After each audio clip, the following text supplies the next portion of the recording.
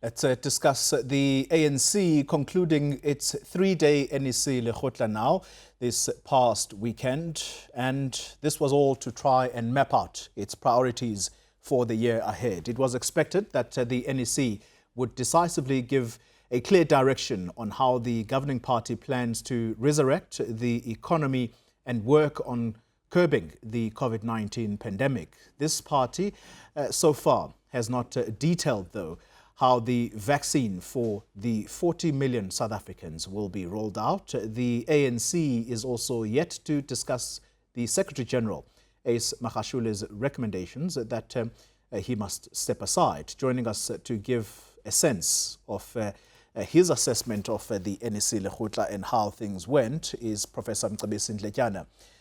He is with the University of Johannesburg. Prof, thank you very much for your time. I want to begin here, and I can't help but remember your words. They're ringing in my head when I spoke to you the last time with the chairperson of the ANC, Gwede Mantashe, in studio here, and we were speaking about building a capable state, and you specifically pointed out that some of the cadres of the ANC who get deployed in positions in government, sometimes they just think of themselves as pop stars. As I speak to you, we have a premier of Mpumalanga who simply did not observe COVID-19 regulations in Mpumalanga. I can't not ask you about that. Well, I mean, Corey, I couldn't believe when I saw that. I didn't even think that that was South Africa. She just walked around really in a public space at a public gathering without a mask. At some point I thought she had lost her mind. So I mean, I don't know really. It still boggles the mind why anyone would do that, especially a premier. So and the explanation that she had lost it is a blatant lie. I mean, she's taking us for idiots. There's some contempt here for rule. Yeah. And why she would think that she would get away with it's really beyond me. Prof, honestly speaking, South Africans, they've got to take direction from people like Refilwe Mtweni. What kind of action should follow after such a blatant disregard of COVID-19 regulations, in your view? Well, you see, we need to be cognizant of the moment and what we need to do to get the entire public behind government messaging. There was a point in this country when people did not take it seriously, the wearing of masks, and it led to all sorts of problems. So government decided to go a little bit stricter by making it into a law that if you don't wear a mask in public, you would be arrested, fined, and all sorts of things. So that told us about the seriousness with which government regarded this measure and the gravity of the problem that we are facing. So government has to lead by example. So in this case, if you have a premier of the entire province walking like this without a mask on TV at a public gathering, that on its own is a violation of a leadership role. I mean, it's beyond me, really. She's not worthy of that role, especially given where we are. And the problems that we have, and the fact that this is law. She's just trampling all over that. I mean, I'm afraid she doesn't look like she's worthy of that position. Maybe she's good at other things, but not in giving exemplary leadership at a time of crisis. Yeah, Prof, moving right along, let's talk about the government's response, or should we say the governing party's response to this pandemic. As I speak to you, we're expecting the Gauteng MEC here, the MEC, Dr. Mokheti, to visit the Nasrec facility. On the other hand, you also have the NEC Lekgotla mapping out its priorities for the year. In the main, the big talking point right now is the COVID-19 vaccine rollout. But can we even talk about the rollout without a firm date of these vaccines landing into the country? Because I think what we're starting to see is just a shifting of goalposts as to when exactly are these vaccines going to land here. We were told end of January. We are now into the last week of January. Well, I think it was clearer a lot earlier that there were problems here, Goli. Problems with planning. And of course, I think we should expect our government to do better. But I think we we think that we have money to buy these vaccines. Yeah. The problem in our case is that we don't have money. And while a lot still has to be written about this, but I think my sense was that the fact that we're dealing with multiple problems earlier on, late last year, dealing with a weak economy, lack of money, we're looking around for money to buy PPEs, and at the same time having to commit monies to a vaccine, Yeah. which was going to cost a lot of money. So that's one Prof, thing. And secondly, and my sincere and humble apologies for interrupting your thoughts there. You were still going on about the vaccines getting to South Africa. we need to demand answers, definitely, Koli. But at the same time, we need to be cognizant of the fact that our bargaining position was slightly weakened by our weak economy.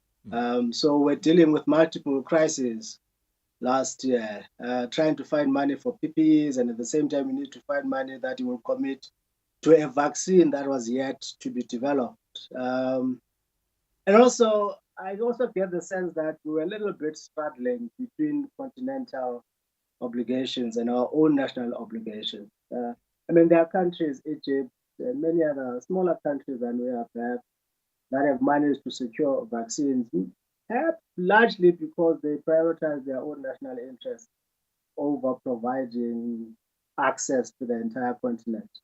And my sense is that had we have focused by and large on our own interests, we might have gone far. So for me, it's the responsibilities of continental leadership and perhaps lack of money that weakened our bargaining position a little bit. Yeah.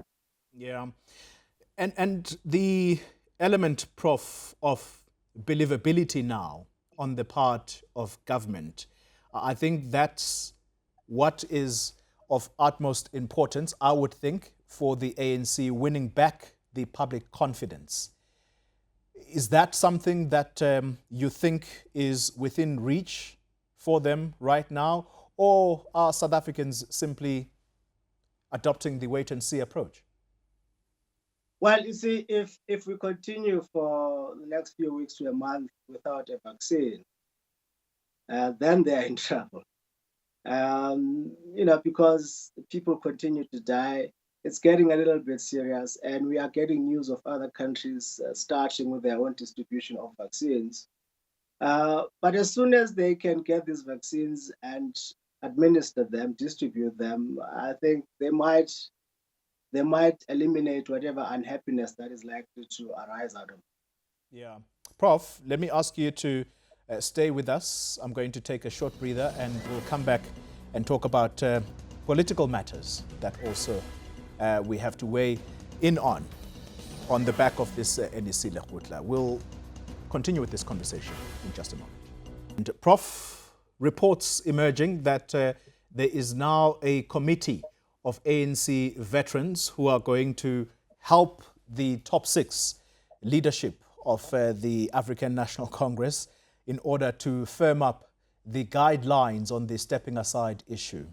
Your sense, what are we looking at here? Is it yet another, are we moving goalposts? Well, it's getting murkier and murkier.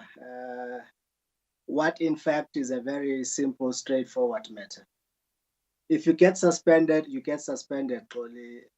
There's no need for guidelines on how you don't go to work. You simply step aside. And of course, there were concerns that, say, for instance, you were to be proven innocent a year later and you had been suspended. What happens? Should you be reinstated? And what happens to your loss of salary, for instance, in some instances? However, those are not issues that the public should be dealing with. That's strictly an organizational issue. Any organization that decides that They are a moral leader of society. They set very high standard for their own country. So any little impropriety is likely to attract punishment. Because the whole thing is to lead by example. The best way of, kind of entrenching new behaviors is to make sure that you don't tolerate any missteps, any deviation from the expected behavior. So once you create that high level of intolerance for deviation, so whoever might be looking can see that, should I do this, especially if senior people get punished, they can see that they will also be punished. So the whole idea of committing to doing something, and yet when you are expected to do it, you then come up with all sorts of excuses. I think this is lack of courage to go ahead with this thing, because NASREC 2017 had already pronounced on this. So to come up with all these fanciful arguments, it's really, it shows lack of courage, tentativeness on the part of the ANC. What exactly these magical guidelines are going to say, I mean, it is really beyond me. It's really disappointing. It's really disappointing to promise something with such gung-ho, then when you have to act, you're coming up with all sorts of excuses.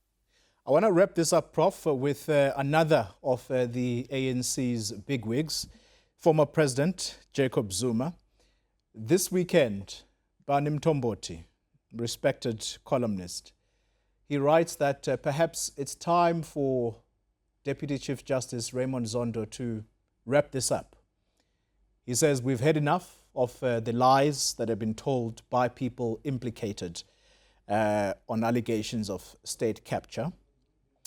Then we also read at the weekend that the former president actually, before walking out in November of that commission, he actually said in the chambers of the Deputy Chief Justice that perhaps I should give you my side of the story in writing. I don't want to be embarrassed by this evidence leader of yours, Paul Pretorius.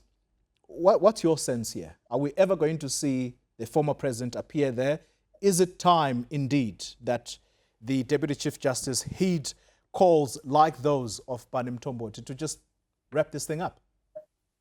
No, you shouldn't. There's a bigger point to be made by the commission, which is that everyone is accountable, everyone is equal, no one is above the laws, our own institution. So like everybody else, former President Jacob Zuma must appear before the commission. Even if he tells lies, that alone is testimony. His lies are truth. We get to see how he is. We get to judge for ourselves. So that public appearance is important for affirming the supremacy of the law and the supremacy of our institutions. And of course, later on, the judge will then compile a factual report, sifting truth from lies and everything else. But the mere fact of that appearance is important to affirm the principle of equality, that the law and institutions are above everybody else or anybody else. Yeah. Professor Mcebisi Ndletyana, thank you very much for your insights. Always a pleasure talking to you, sir.